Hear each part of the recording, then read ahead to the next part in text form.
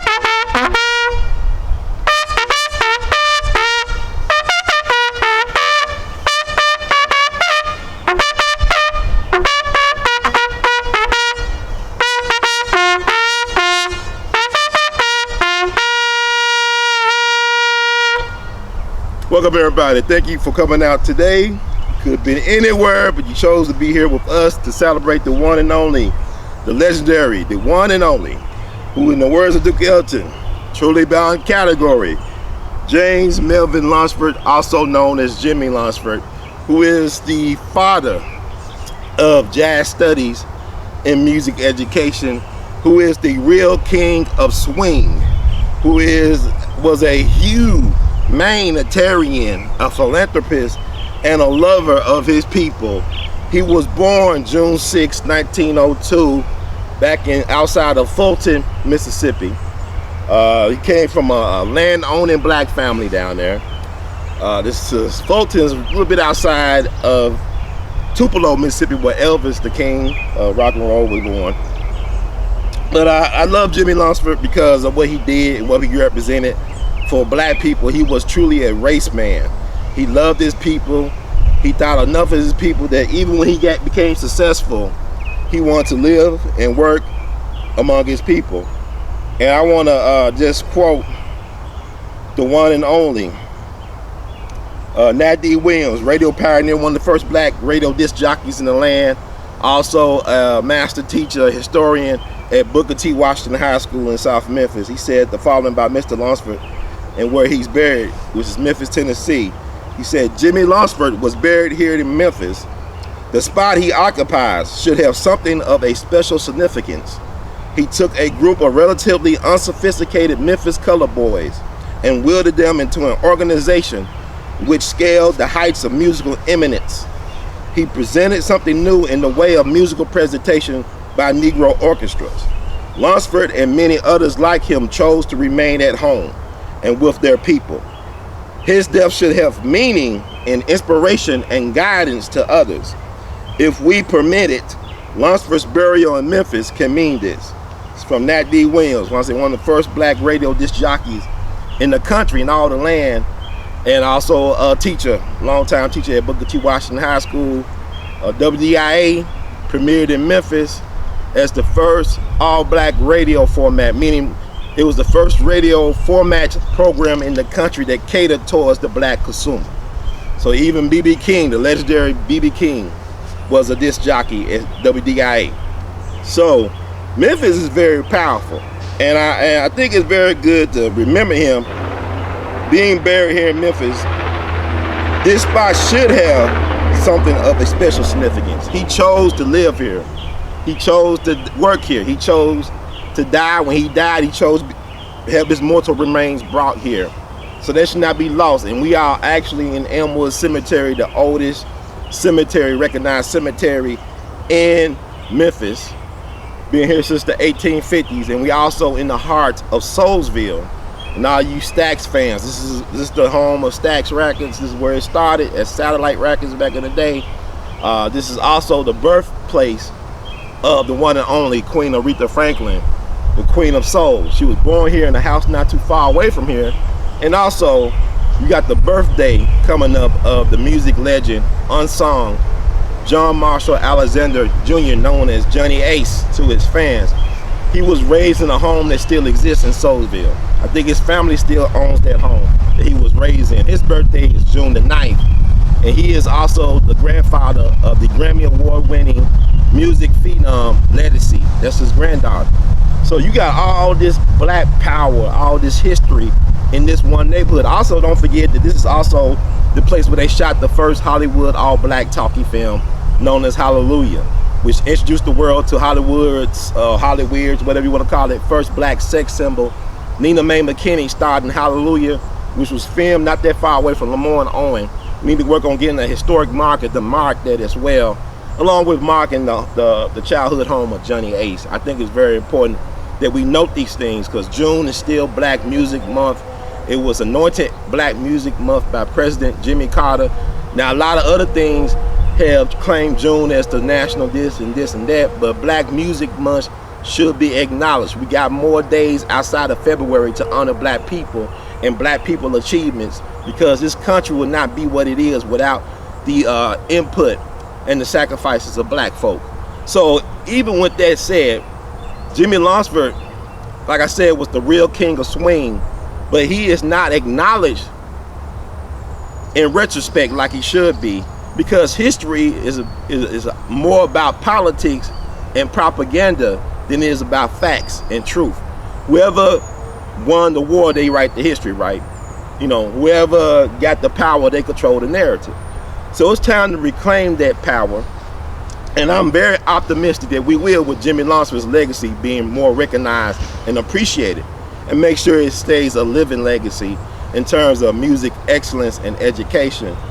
And one person that was one of Jimmy peers was Glenn Miller. Glenn Miller was a big fan of Jimmy Lunceford. Glenn Miller was a white man from the Midwest. I think he was from Iowa.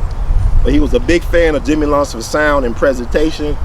Glenn Miller, if Jimmy Lunceford is Magic Johnson, then Glenn Miller is Larry Bird.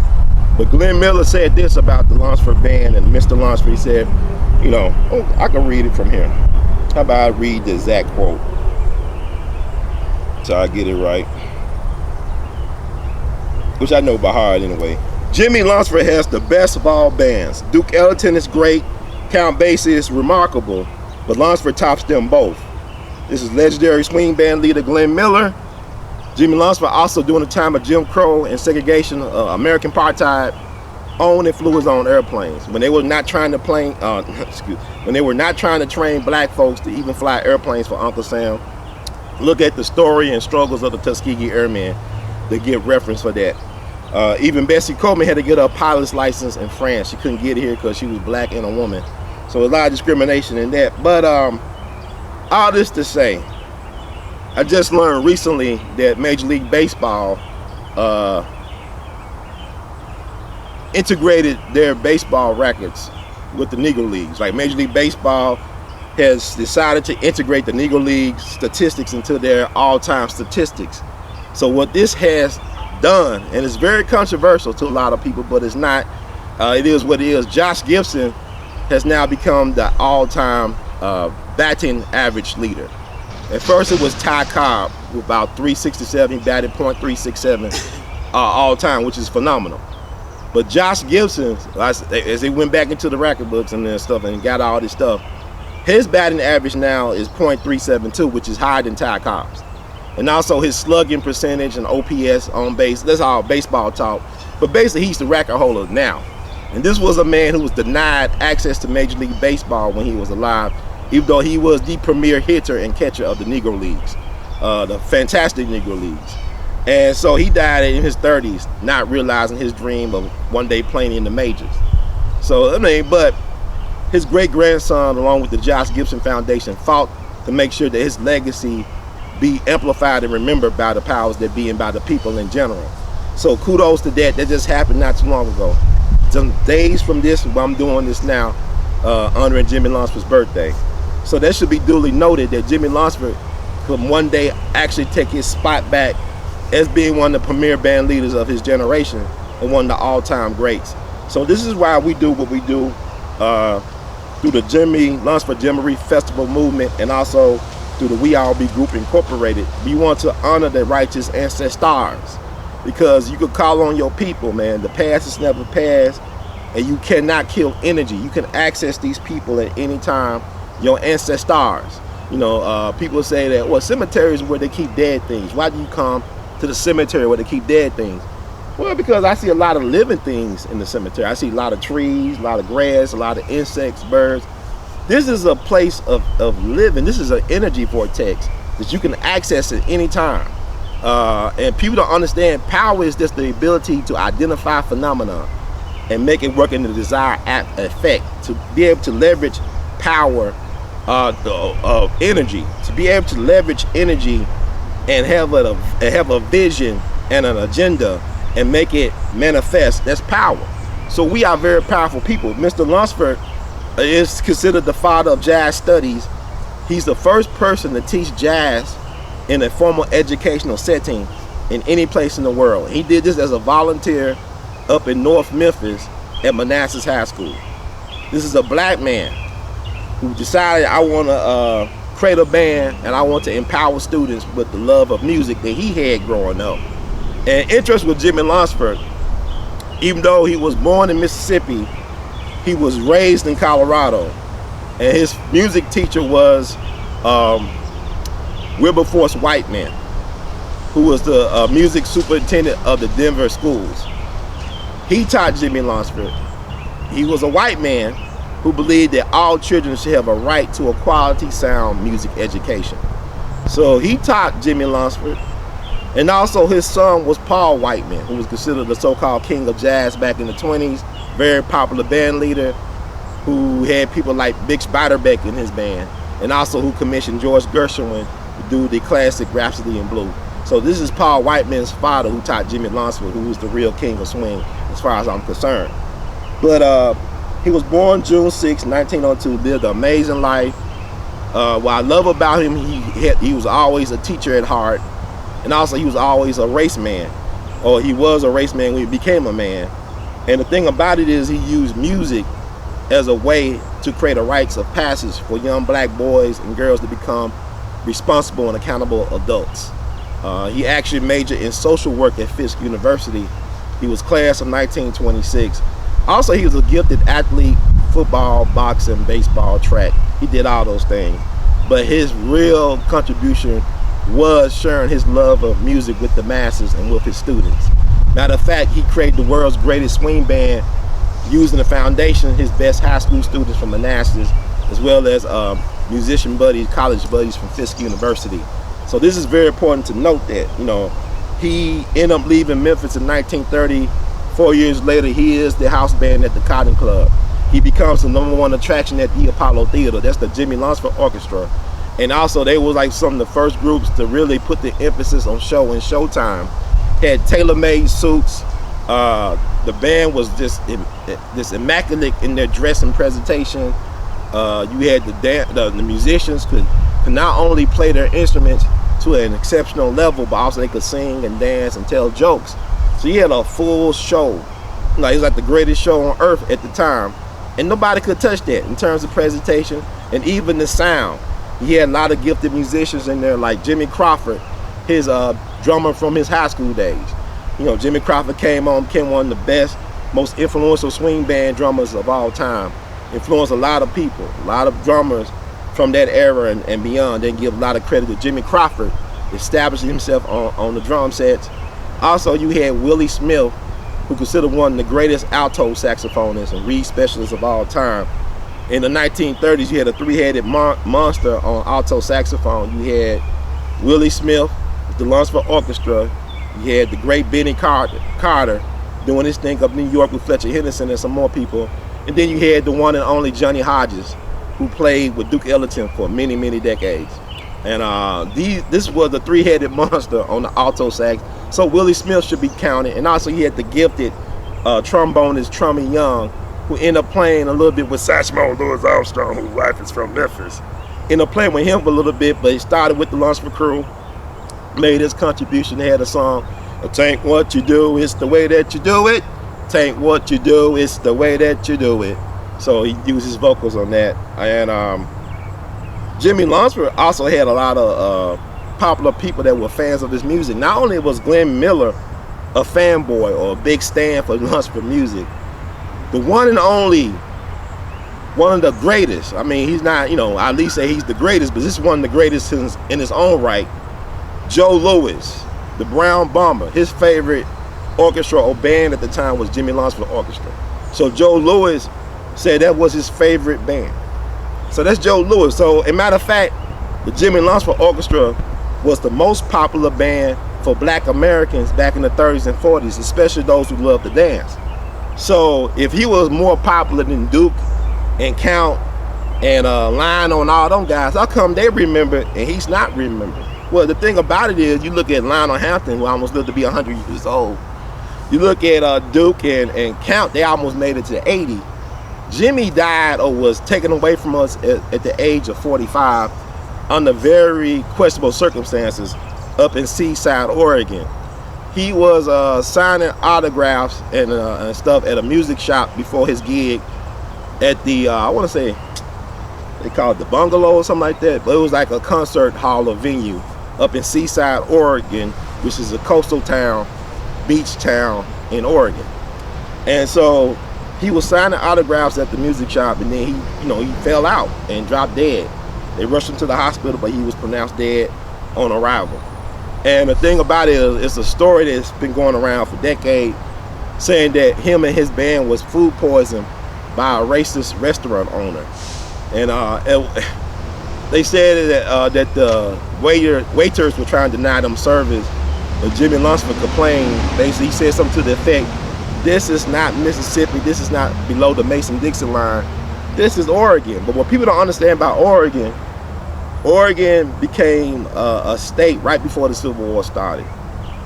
And in their constitution, it had as law that black people could not live, work, or own property in Oregon. That's the Pacific Northwest. That's not Mississippi. That's not Alabama. That's not Georgia. That's the Pacific Northwest. But go back to what Malcolm X said, anything south of Canada is Mississippi. He said anything south of Canada is Mississippi. So Lunceford thought, hey, he was born in Mississippi, he was raised up in Denver, but he thought, hey man, I hear, y'all better serve us. So they wanted hamburgers allegedly, but the place said they didn't have any hamburgers. They had just roast beef sandwiches. So they opted for that. The people who ate, from my understanding, is different stories, but some of the people who allegedly ate the roast beef sandwiches got sick. They had the concert. Jimmie died before the concert actually was put on. His band did not know he was passed. They didn't know he was dead when they started the concert. But they were concerned by midway through that he wasn't there, because Jimmie was very disciplined. It was about being very professional, so it was unusual that he wasn't there. And so they found out, I believe, in the middle of their playing that he passed on, and they kept on with the show. Well, allegedly from different accounts, people who were in the band got sick. They were rushing to the restroom, throwing up and doing all types of number twos and everything combination. So from my understanding, I wasn't there. This is back in July 12th, 1947. So with that said, the coroner ruled that natural causes, allegedly like a heart attack, something like that. But people to this day still think that he was murdered. And also what was interesting that he had $1,500 on his person for payroll when he died, but the money has not been accounted for. It went missing. So that's interesting. Same thing with Otis Redding. They said that when they found him on the plane, deceased, that he had like $10,000 in a suitcase that went missing. And nobody said they saw it. People said they turned it into the police. Police said we didn't see it. So they're like, it's funny this happened. It's not funny in a ha-ha way, but this happened in Lunceford just decades earlier. But Jimmie Lunceford, like I say, was very popular, especially he was well respected by black entertainers. You had people like Dorothy Dandridge and the Dandridge sisters, excuse me, actually worked with and recorded with Jimmie Lunceford. The Dandridge sisters, you know, Dorothy Dandridge, became very popular, a sex symbol in her own right. But when he died, he had 2 funerals. One up in New York with all the black entertainers, all the elite black entertainers paid their respects, whether it be Sammy Davis Jr. or Pearl Bailey or people like that, like, you know, those type of people. Then he had the funeral in Memphis that allowed his people in his inner circle and his fans from here to honor his passing. I believe they said black and whites honor and acknowledge the passing of this great. And so he's been buried in Elmwood since July of 1947. What is interesting is the fact that his best friend is buried not too far away from here, H.D. Whalum Sr., who is the patriarch of the Whalum clan or dynasty. This is Kirk Whalum's grandfather. You know, the saxophonist who played on Whitney Houston's I Will Always Love You, that great saxophone solo that is immortalized forever. That's his grandfather. He was Jimmie Lunceford's best friend. He also, from my understanding, was born in Mississippi, so they're both Mississippians, Memphis transplants. And during this time, now H.D. Whalum was a talented musician and singer in his own right. He performed at his best friend's funeral. And so on the way home after the funeral, he gets killed in a car accident. And unfortunately, this happened July 21st, 1947. That was the day of Jimmie Lunceford's funeral. Jimmie Lunceford became a righteous ancestor July 12th, 1947, and his best friend became a righteous ancestor July 21st, 1947. So, and the wind blowing, the ancestors are talking. But the thing about it is, this is why we're here. We're here to pay homage to Jimmie Lunceford, not just the man, but his living legacy of music excellence and music educational excellence. Dear righteous ancestor, whose parents are buried not too far from here, the one and only Mr. Emerson Abel Jr. was a big Jimmie Lunceford fan. He used to remember, he could recall Jimmie Lunceford coming in with his band to Memphis, selling out on Beale Street, but doing free concerts and musician clinics at Manassas High School. And that made a big impact on Mr. Abel to pursue music and music education. He was very taken aback by Jimmie Lunceford's great tenor saxophone man, Joe Thomas. It really impressed him, and Mr. Abel dedicated himself to a mastery of the tenor saxophone and of reed instruments. He was great at it, he had a great tone, and also he was a master music educator. He's one of the greatest band directors this city has ever seen, and he helped, you know, mold the likes of the one and only Isaac Hayes, who got kicked out of his high school band at Manassas. But Mr. Abel ended up working for Isaac at Stax, the Stax movement, you know, the Isaac Hayes movement, excuse me. So this is like, and also Mr. Abel was the co-founder of the Southern Heritage Classic. And one of the biggest things about the Southern Heritage Classic is their halftime music show. So that's, to me, that's a part of the Jimmie Lunceford living legacy of musical excellence and showmanship. And so, I'll tell you a quick story about Mr. Lunceford. And you know, this is Pride Month, right? This is also Pride Month.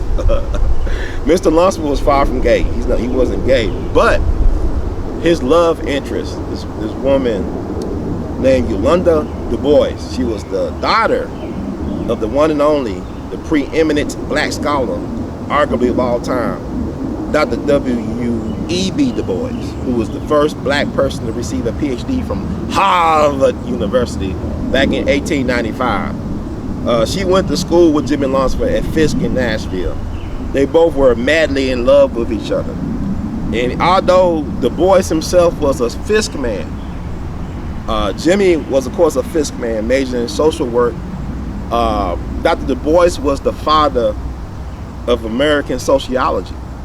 So you think, with all of that going for Mr. Lunceford and what Du Bois' credentials, that he will meet the mark, but he did not approve of the relationship between his daughter and Mr. Lunceford. And I think because he saw him as just as a secular musician or whatever, like maybe he didn't think he had enough ambition or whatever the reason, he ended up arranging a marriage with the poet laureate of Harlem, the one and only County Cullen. Now, to describe County Cullen, he was like a prodigy in poetry. It's kind of like what the Williams sisters were to tennis, and what Tiger Woods was to golf. That was his thing. And so they arranged the marriage. It was like the wedding of the Harlem Renaissance. It defined the era. This amazing wedding, black power couple. You got County Cullen, the poet laureate of Harlem, one of Harlem's favorite sons. Then you got Dr. Du Bois's daughter, who was basically like black elite royalty, getting married during the 20s. But the thing about it is, let me see. County Cullen was more interested in his best man than he was in his woman at the time. He ended up, undermining the marriage by being in love with his best man, his actual best man at the wedding. I want to make sure. Trying to see.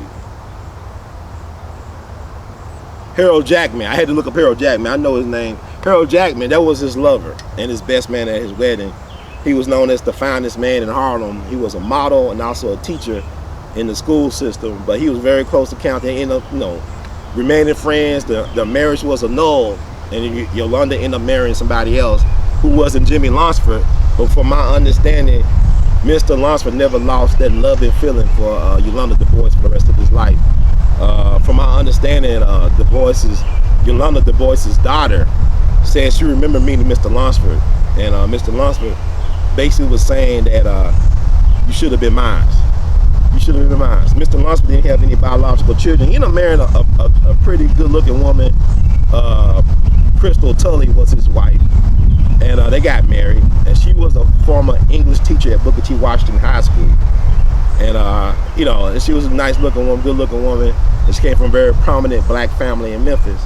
But what's interesting to note at this grave, they got 2 slots for 2 names, right? They got Jimmie's name over here. And it's interesting because they say he died July 12, 1947. They don't even have when he was born, which was June 6, 1902.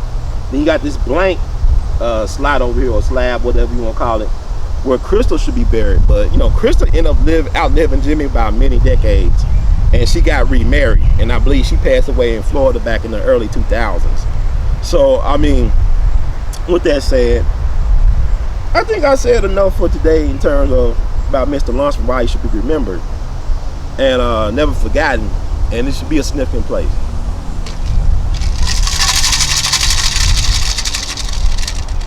Go. Yeah. So without further ado, we're gonna do the wreath laying. Huh? The what? I did say, oh yeah. Also, what we're gonna do, we're gonna start a campaign to get Mr. Lunceford in the Tennessee Aviation Hall of Fame. Jimmy Lunceford was an aviation pioneer. Like I said, he owned and flew his own airplane. Sometimes he would fly to gigs in his airplane. He actually crashed his airplane once and was able to walk away from it. And he brought his first airplane in 1940. He first took flight lessons in 1939. He brought his first airplane in 1940 for what be almost $500,000 in today's money, something like that. And that's unique because you think about it, he set a precedent, right? We talk about Otis Redding. He owned his own airplane. I believe James Brown was the first black person to own a jet in this country. And they don't talk about that. But Jimmy Lunceford set the foundation for, even Drake got an airplane, I think. But his dad's from Memphis. But that's interesting. Jimmy Lunceford did things that was the blueprint for others to follow. So Jimmy Lunceford flew airplanes that he owned. And I talk about James Brown and Otis. Even Ray Charles was known to fly his own airplane. That's interesting. He's legally blind, right? But he was able to fly an airplane. But Jimmy Lunceford started it. Duke Ellington wasn't flying his own airplane. Count Basie wasn't flying their own airplane. And yet they remember it. But Jimmy Lunceford brought a lot of joy to people. But this is the thing too, I would say, is that we as so-called black people or African American, whatever called Native Americans, we must do a better job of reclaiming the narrative and telling these stories. They should not die with us. You look at the cemeteries, you can imagine all these stories that have not been told like it should have been told, and it's buried with these people. And like they said, you don't die a second time or a third time. Basically saying when the last person who remembers you dies and says, you know, you die, another death. But if you keep on speaking these ancestors' names and stuff, they never die because you can't kill energy, and they're there to access. Like, not too far from here is the grave of Robert Church Sr. and his family, some of his family. Robert Church Sr. birthday is June 18th. He was born June 18th, 1839 in Holly Springs, Mississippi. Robert Church is the savior of Memphis, Tennessee. Robert Church Sr. is the definition of black excellence. He saved this city from the yellow fever epidemic, which caused the city to lose its city charter. It was no longer a city. Then Robert Church brought the first bond for $1,000 back in the 19th century. Because he made a lot of his money through real estate and other means. He hustled and flowed his money. Y'all read between the lines on that one. But also, he almost a victim of the 1866 Memphis race massacre. You had a gang of white men come on his saloon in Beale Street and shot him point blank in the head. Somehow he survived. And this incident led to the Reconstruction era, that black folks really basically had 10 years to get access, to be treated equally and succeed. Black people were exceeding or succeeding. And then they ended the Reconstruction era. But Robert Church, not only did he help save Memphis, but Robert Church put the seed money for what is now known or became known in history as Black Wall Street. He put the seed money in Greenwood and Tulsa.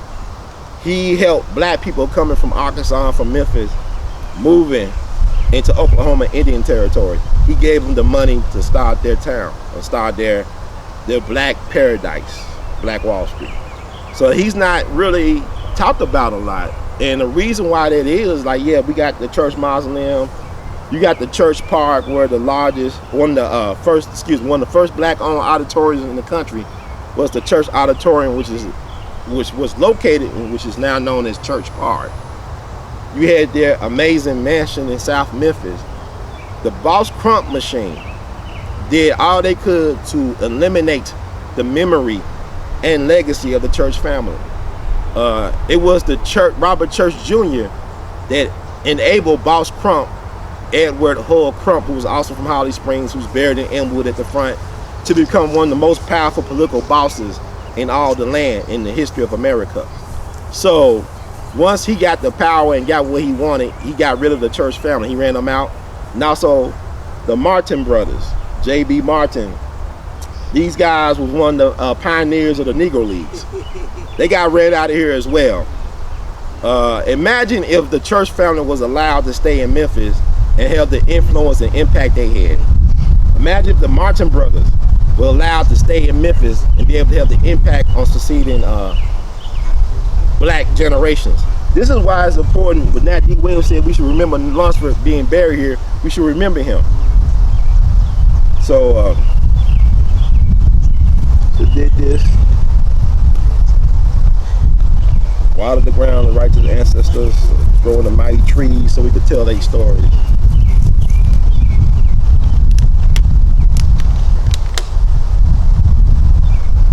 So we're gonna do the wreath. Dr. Hurd, we're gonna do the wreath, and Brother Chief, you can play the drums. Oh, not drum, but you do your thing. I come up here.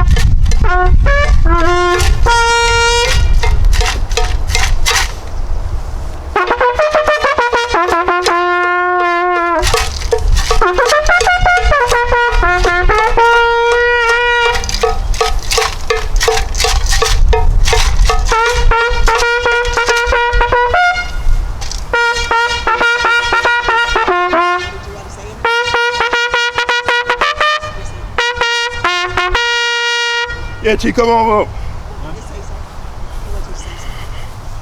Yeah, say, Tracy, come on. Yeah, say something.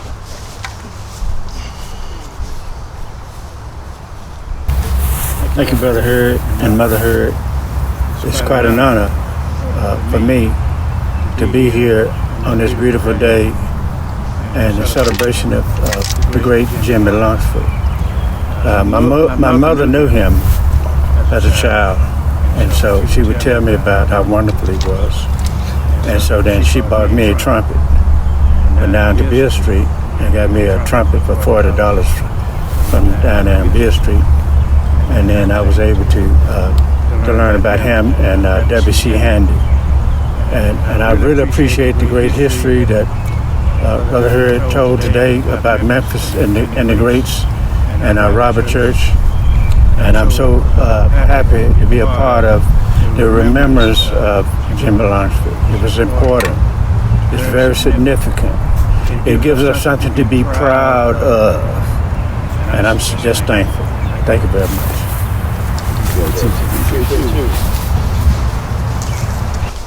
And also I want to say, this is like this is one of my favorite places here, Elmwood Cemetery in Memphis. And one more person I want to add that we should be acknowledging, because a couple years from now it's going to be a big deal. And people going to say, I never heard of this woman. The one and only Sister Thea Bowman, who's on her way to becoming a saint, recognized in the church. And I tell you something, that's a very powerful spot over there. I call it Thea's Place. Sister Thea was another Mississippian. She passed away in Canton, Mississippi back on March 30th, 1990 at the young age of 52 from complications from cancer. She lost both of her parents in '84. Her daddy was a doctor, her mom was an educator. And she lost both parents in '84. That's when she was diagnosed, I believe, with breast cancer. So for the last 6 years of her life, she was living in all types of pain, traveling around the world, around the country, doing speaking engagements, which is interesting. She was unique because she embraced her black identity within the church, which has traditionally denied black folks authenticity as human beings and all this stuff. She forced them to deal with her unique heritage and lineage. And she was also a gifted singer. She had like an operatic range. All right, bro, Chief, thank you. Hey, Mom, let me take a picture with you.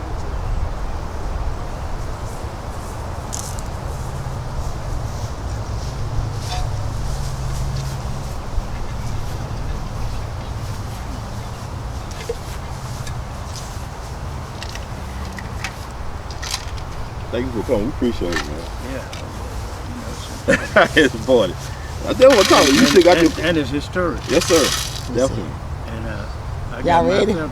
Y'all ready? And he was part of the Chickasaw Syncopated. Syncopators. He started it. And I'm a part of the Chickasaw Syncopators. Okay, yes, sir. Yes, sir. You were supposed to be here in full circle. Oh, so you was part of them too? Huh? You was part of that group? The Chickasaw? Chickasaw, with the Chickasaw So you was with Nation. Miss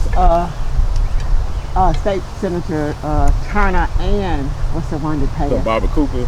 Y'all always in it. Now you thinking about the Manassas band, Oh, I thought he the said Rhythm Bombers. He said Chickasaw Syncopators. Now Jimmie Lunceford had a group he started called the Chickasaw Syncopators when he was teaching in Manassas. It was a very popular dance band. So he played. You was like, you brought up that Chickasaw, revived it. with the Chickasaw Nation. Mm-hmm. And then we got our Syncopators. That's right. That's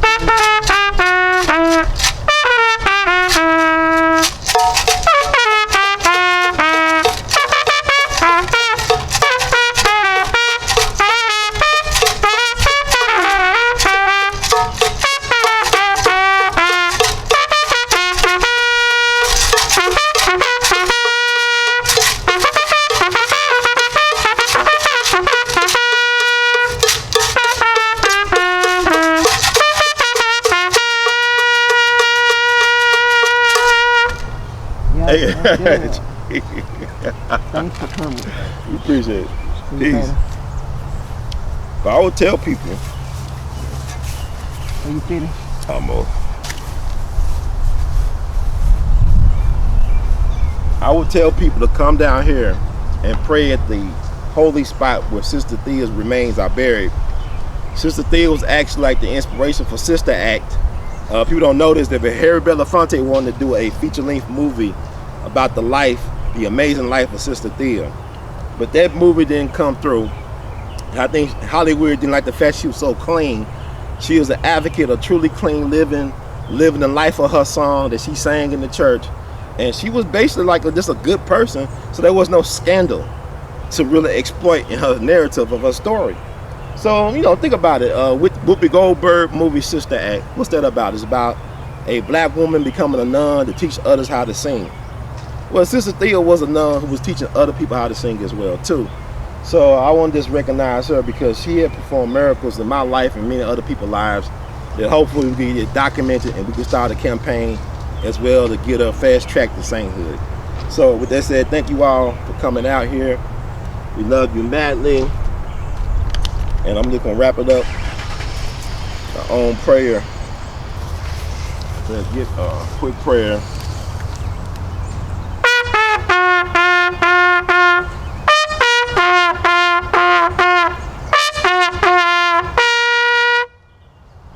Brother shut up, shit, shit, shit, shit, shit, shit,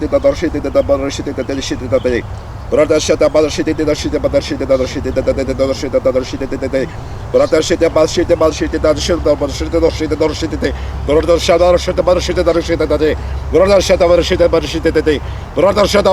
shit that shit that brother shut up shit that shit about shit that brother shut up shit about shit that brother shut up shit about shit that brother shut up shit about shit that brother shut up shit about shit that shit that brother shut up shit that brother shebe borje borje shete brother shete brother shete brother shete brother shete brother shete brother shete brother shete.